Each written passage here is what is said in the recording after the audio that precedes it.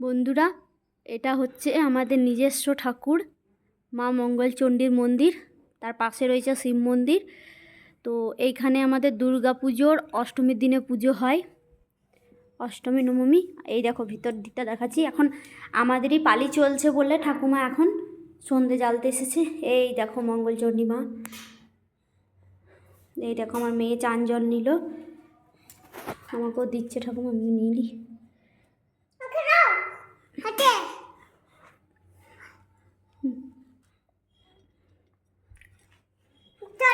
জয় মা মঙ্গলচণ্ডী মায়ের জয়। মা ভালো রেখো সবাইকে, মা আশীর্বাদ করো। জয় মা।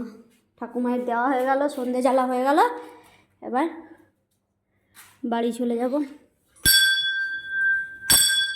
জয় মা। মন্দিরটা তোমাদেরকে দেখাচ্ছি।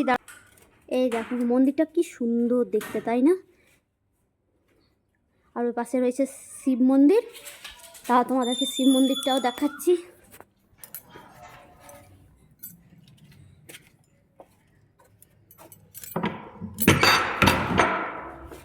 এই দেখো অন্ধকার রয়েছে, এই দেখো লাইটটা জ্বেলে দিচ্ছি। এখানে অনেকগুলো শিব রয়েছে। আমি শিবরাত্রির সময় এখানে কিন্তু পুজো দিতে আসি।